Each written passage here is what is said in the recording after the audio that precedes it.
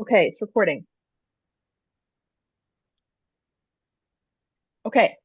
Hello, everybody, and welcome to the first episode of the podcast Cross-Cultural Being. This episode, we have a special guest star, Professor Joseph Mbele, and cross-cultural consultant. Um, would you like to introduce yourself, Professor Mbele? Thank you.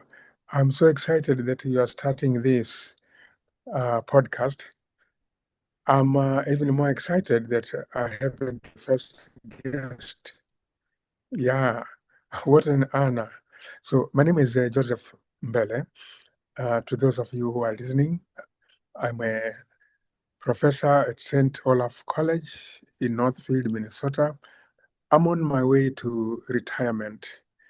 I taught my last class December 9th, 2025. I'm looking forward to a new life now, mostly as a writer. Yes. And then I forgot to introduce myself. Um, I'm Sophia Schillinger. I'm a current grad student at the U of M. I work in the Seward Co-op in the Seward neighborhood of Minneapolis. And yeah, I'm excited to be starting this podcast and looking at how a way we could live our people could live their lives together by embracing cultural differences rather than just accepting them. Yes. So, Professor Mbele, why don't you start a little bit and tell us with why you've decided to retire and what's that looking like for you right now? Uh-huh. Okay. Uh-huh. I have taught for many years. I always wanted to be a teacher. I was born and raised in a rural place in southern Tanzania, and my only dream when I was growing up was to be a teacher. And I felt a very strong sense that I was made to be a teacher. So it has been a fruitful 50 years of teaching. I started at the University of Dar es Salaam, where I studied. I started teaching there in 1976.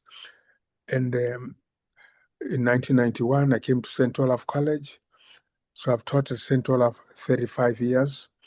And I have always been passionate about teaching. I love the work. I love reading. I love writing. I love interacting with the students. And I've been very privileged in this country to know so many students and the parents and the relatives and other people. Yeah, So it's been a joy.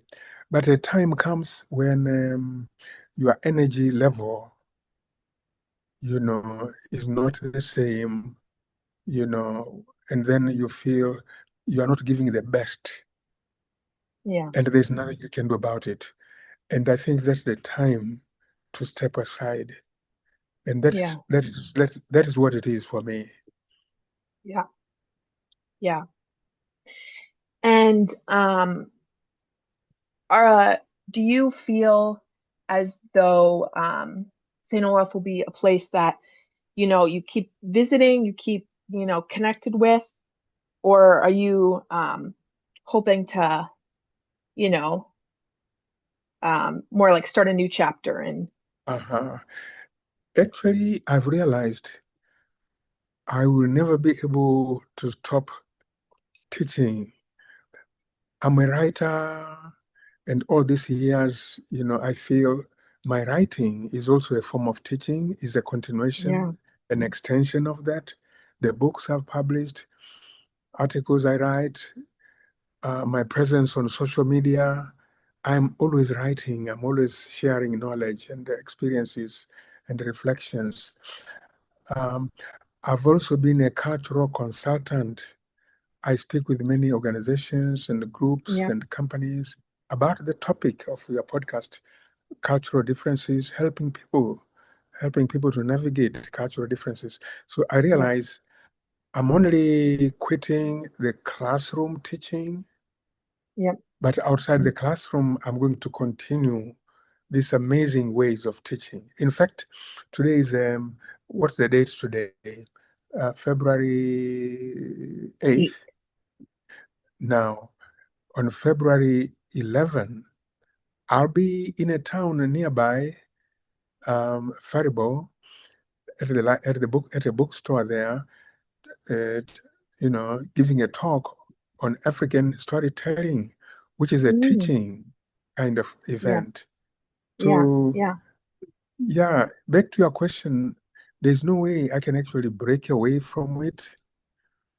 I don't know what I would do if I stopped teaching completely. I don't think I yeah, would survive, yeah, outside my role as a teacher. I don't think I would survive. yeah. So this is a question I feel like I've always wanted to ask you, but never asked it. And Hmm. as I've been thinking about this myself, I've been doing a lot of interviews.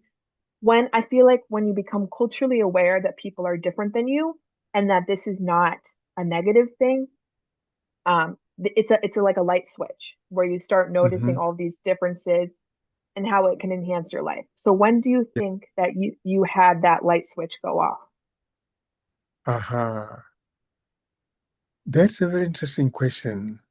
And it applies to all of us.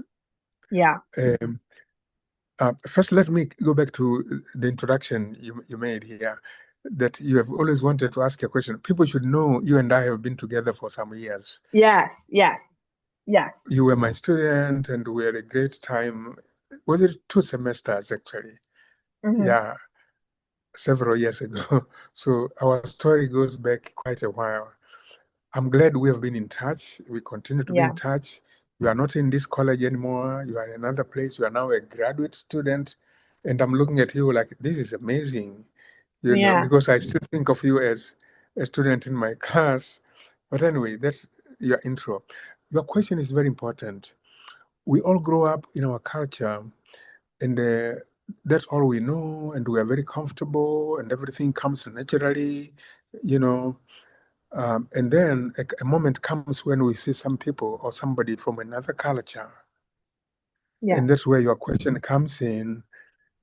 Um, it can be challenging, it can be intriguing, it can be amusing, it can be irritating because of how they behave, how they talk, how they do things. So it Hmm. takes a while. It could be a real culture shock. It can Yeah. cause a lot of conflict, understandings. And so since you are asking about me, I've gone through this over the years, Hmm. and at least I've learned some things that it can't be, you can't avoid it. You cannot avoid Yeah. it. All you have to do is to step back, contain your shock or whatever it is, stay at a distance and think about it and say, well, that person is behaving perhaps, in the way that's expected in their culture, in the way that's Yes. appropriate in the culture.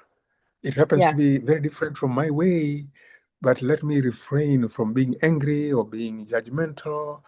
This is where the challenge is, and unfortunately, the majority of human beings Yeah. are not even prepared for that. Yes. We just act instinctively, emotionally, and we are furious, and there are all these conflicts. And I realize we don't need them. Yeah. There's all this agony. We don't need it. There's all this tension. We don't need it. Unfortunately, not many people realize that. Yes. That it's extra stress. Hmm. It, the West has learned to call it stress and to normalize it, but Hmm. global West, I mean. Hmm. But um yeah, to add on to that point, I think I've been realizing this. As I said, I work at Seward Co-op. If you Hmm. I'm sure many of you watching don't know, I don't even know where you're living, but uh Seward Co-op is in South Minneapolis. South Minneapolis has a lot of immigrant population. Part of those immigrant populations are East Africa, Somalia, and Ethiopia. And a huge portion of those Somalian immigrants live and like second generation immigrants um, live in the Stewart neighborhood, and they Hmm. they love the co-op. I mean, Hmm. and they're coming into the co-op. They're telling all the community about the co-op. So really, there's been a lot of people from Somalia coming into the co-op, and I've learned just that they're smiling. Not that Hmm. they're smiling, and they're enjoying the community interaction with each other. Hmm. One Hmm. second. Hmm. And some small things I've noticed just don't play as big of a hindrance about like who's going first in line. Oh, you have less things, go before me. Um, Conversation flows easier. Um, I've lost a little bit of train of my thought, but what I'm saying is this has been a second light switch for me. I think I've had my first switch when I entered St. Olaf College and Hmm. was introduced to an international community. But now I feel like I'm almost becoming more than it's becoming my community. And so not only am I meeting other people, but they're now my community. And how do Hmm. I not only live with them, but become friends with them, is that's what's been my learning. And Ah, it's definitely something you have to work at. yeah. And I'm excited that you are telling this story because you came from your high school. Our audience might not know you are from Iowa. You came from your Yeah, high school and then you found yourself at Central of College, and you say you had now the chance to international students at Central yeah, of. I think I suppose this was a big broadening of your yes, perspectives. And yes, then you got to the co-op, which is another huge opportunity to really broaden that perspective. Oh, first of all, University of Minnesota, that's where you are, another huge, yes. broadening. And then the co-op, and should I let out the secret? You went to India, I which is another, the secret's you out. just came from India. Yeah. So it's been, I guess, for you, a real broadening of perspectives. And Yeah, within a short span of time, within yeah. several years. Yes. And I think the co-op, even though I was in India, I think the co-op, even though it's in the United States, it's in the Midwest, it's it's this just huge experience. I mean, it's really that's why I think I hate when people make this judgment about service industry. I think the service industry is amazing because you get to learn about people. I'm Hmm. seeing the same people every week. I'm learning their name. I'm Uh-huh. learning what they like to eat. I'm learning their health Hmm. rituals. Hmm. Um, I'm learning about the cadence of their talk, all these things that's super different. Hmm. I'm learning about I've learned a lot about Islam and Uh-huh. this huge religion that, huge part of the world that you don't, learn about as much, at least from Hmm. Iowa. But yeah, Hmm. since you mentioned India, I will speak a little bit about India because Yeah.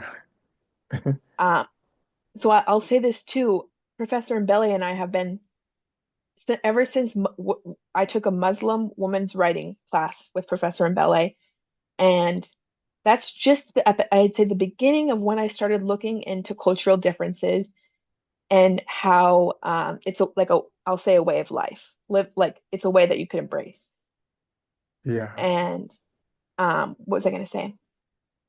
Since Yeah. then, India. we've been, yeah, since then we've been doing, Professor Mbele has been telling me about his consultant work with helping African Americans learn about Africa and just other people specifically learn about African cultures.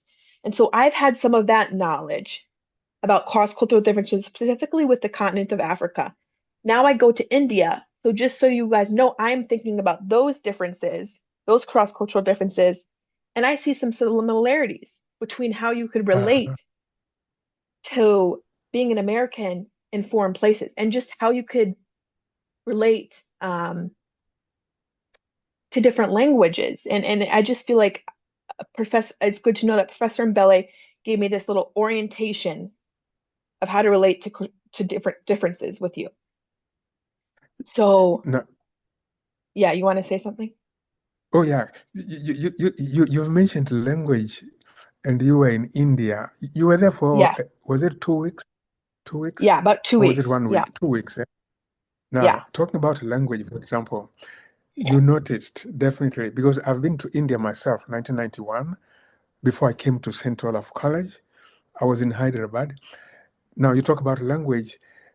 You definitely experienced a very different way of communicating, the Indian English, for example. Yes. Uh-huh. Yeah. I think the first How thing did that I it know, feel? yeah, Mm-hmm. the first thing I noticed is that sentences are kind of rearranged. Um, Mm-hmm. sentences are I understand rearranged. exactly. I remember. I Yeah. remember. I could even give examples. Yeah, the And rearranging of sentences. Indian English should be a whole language on its own because it's not easy to understand. The accent is very Mm-hmm. strong. Mm-hmm. I'd say probably it's one of the strongest accents I've ever heard, and Mm-hmm. I've heard people from all over, um, Mm-hmm. all over Mm-hmm. Africa, and I think especially in West Africa, there's thick accents, but the Indian Mm-hmm. accent is stronger. Yeah. For me, it was And like, go ahead. Oh, the way they use words like only yeah, and the way they shake their head. the way they yes, yes, Yeah. it's And it's like they're saying no, but they're actually but saying yes. It and I was think confusing. it's confusing, and it's you have to get past this point. I think this is a really good tip Mm-hmm. for people. You have to get past this point of feeling like you're going to embarrass them because they want to learn. So just say Mm-hmm. you don't understand, like, Mm-hmm. or just you gotta listen closely.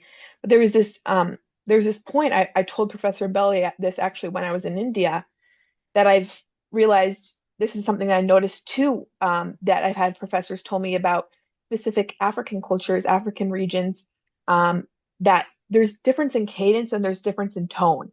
And that's true in India too. There was a point when it was a stressful moment with our traveling, and someone with me on the trip was like, "Why are they fighting?"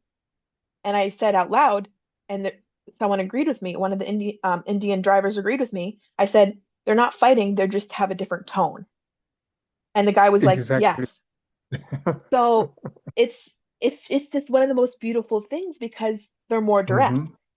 and Mm-hmm. they're not afraid to Mm-hmm. offend each other. They share, Mm-hmm. and Mm-hmm. I think it's so beautiful. Yeah, so beautiful. Mm-hmm. In fact, you remind me of my experience landing in Mumbai, the big city, and then going to catch a flight I think it was another terminal in the airport, the flight to Hyderabad. And Yeah. I get into this bus. There was a bus that was taking us, if I remember correctly.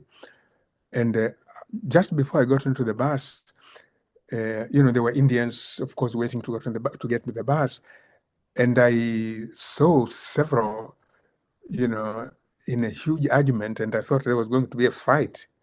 So I jumped into the bus and began watching, from the window because I knew a fight was breaking out, only to realize they were just talking. Yeah. Yep. It was so Yeah. embarrassing to me. I felt embarrassed. I thought it was a fight. Yeah. So it's those kinds of things. You get used to them and then you feel comfortable after a while, Yeah. you know. And too many people don't get the opportunity to experience another culture and get to be in it enough to understand it and overcome your initial impressions. You know, I mean, Yeah. I overcame my initial impressions because I stayed there a whole month. Yeah. Exactly. But not many people get the opportunities that you and I have had. You are now working in the Yeah. co-op and you get to see all these differences even if initially you were inconvenienced or you no longer feel that way because Yeah. Yeah. Y- Yeah. yeah, so it's an opportunity we should be grateful for, but not everybody in the world get that opportunity, and so they Yeah. are caught up in their you know, lack of understanding in their fears and prejudices, and it's very unfortunate. Yeah. And I feel I noticed this, which I was really surprised. So this is a little side note about me in grad school. My mom used to say, Sophia, grad school is going to be or college is going to be the best place for you. You're going to shine, you're going to grow. And it was great. And then she said, Sophia, the grad school is going to brighten your world. And I'm loving grad school. I'm loving all of the learning I'm doing. But one thing I thought is that a lot of people in public, because I've been blessed with people at St. Olaf, like Professor Mbele and others who have deep cultural lenses, I thought this would be similar at the U of M. But a lot of my peers um, don't have these deep cultural lenses that I thought maybe they might have because they're in healthcare. Because just what Mm-hmm, Professor Mbele said, people haven't had this exposure. So I really am hoping that, you know, that this field will grow. That mm-hmm, Professor mm-hmm. Mbele and I are in this. I think Yeah. I'm a little bit more into cross-cultural health, but just this cultural learning. And yeah, um, but not everybody has that, and it is something you have to accept.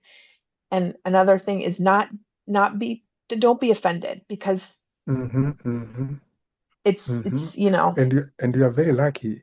You are very lucky that your mother has been so supportive and Yeah, encouraging you. And I'm glad I know her. I know your father. I know your grandparents. yeah, my Uh, sister. it's been just a great experience, working with you and now continuing, Yeah, our conversations and meeting from time to time, So, yeah, I'm yeah, excited. yeah. Well, it's been about a good portion time. Let me think. Mm-hmm. I think I have one more question for you. Um, I had it and then I lost it. Can you give us a little bit intro, a little bit of a little sneak peek? You mentioned one thing, but the other things that you're working on right now, just that the listeners want Uh-huh. to follow you, follow Okay, you in your good. work. Oh, since you are mentioning listeners, they might know, or they might want to know that one of my favorite activities is writing. Yes. I'm always working on a book. It takes me many, many years to do a book, to finish a book. So I'm working on I have that book, Africans and Americans Yes. Embracing Cultural Differences.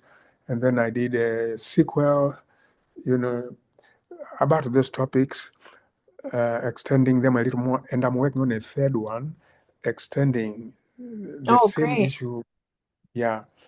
Um, And I'll link and those below so people can oh, look at thank them. you. Oh, thank you. Thank you. Actually, I'm holding just one of them here now. The chickens. It's become one of my favorites. Uh, thank you. And so, um, speaking engagements, I'm going to concentrate on those. I am going to Great. concentrate on those. Um, to talk with audiences, share these ideas. As I said on the 13th, I don't know if I mentioned this. No, no, no. I mentioned the 11th. Yeah. 11th, I'll be doing African storytelling in Faribault, Minnesota.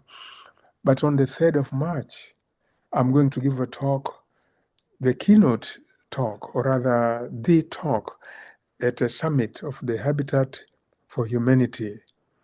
Oh, Again, this is a big organization, it's yeah. all over the USA and in different countries. And here in southern Minnesota, that Habitat for Humanity, um, aware of my work and aware of the need to have Yeah. people who work in that organization. They come from different cultures, the Yeah. people who build those houses, the Yeah. clients, the administrators from Yeah. different cultures. So they've invited me to talk, at that summit, again, to help, navigate, to help people navigate these questions, these issues, these challenges. So back to your question, I'm looking forward to some really productive, you know, time as a retiree. Yeah. Very active. I'll be very active in the community. And since you have this podcast and I have my YouTube channel, I hope we'll be able to share with the people, Yes. all these things. Yes. I would like to ask you as we proceed, another day and another day, how, Yes. your life has changed now that you're a graduate student, you know, and the Yeah. cross-cultural thing, in your field, health, healthcare and culture. These are big topics. I look forward to having more conversations with you, and these Yes. are some of the things that are going to make my retirement really Oh, exciting. yes. Yes. Yeah. Mm-hmm. All right. Mm-hmm. Well, thank you so much, Professor Mbele, for coming on today. It's been a pleasure. Thank you. And um, Professor Mbele's YouTube channel is called Afri People can what just type Afro Connection, yeah. Afro Connection. Yep. Yeah. But you could just Or type they his can name, just type which my name. Yeah. Yeah. yeah. Thank you. And they need to know they will hear you and me Yes. in several of the videos. Yes. Mhm. Yes. We're When you were just an undergraduate still. yes. And Yeah. last last remark I'll make, Professor Mbele has had such an impact. And it's crazy to have this experience that happened. I was working at the co-op. I was working at the self-checkout lanes. So those are, like um, individual little kiosks where you could check yourself out. And I saw this book poking out of someone's pocket, and the book looked so familiar. And it was Chickens on the Bus. Uh, Is I said, is that Joseph Mbele? He's like, yes, I just went to a bookstore reading. And it was so beautiful. I don't remember. I think he was from Ethiopia. I can't remember, but he starts telling me about folk tales from his childhood, and it was just mhm. this type of learning that I just feel delighted to have. Yeah. Oh, what a remarkable story. Thank you for Yeah. sharing. Yes. Uh-huh. You made Okay. my day, as Americans Yeah. say. Yes. Americans do say that. My grandma told me that this morning. Mhm. Mhm. Mhm. Thank you very much again for having me on your Yeah. show. Yes. Mhm. Okay. Bye, everybody.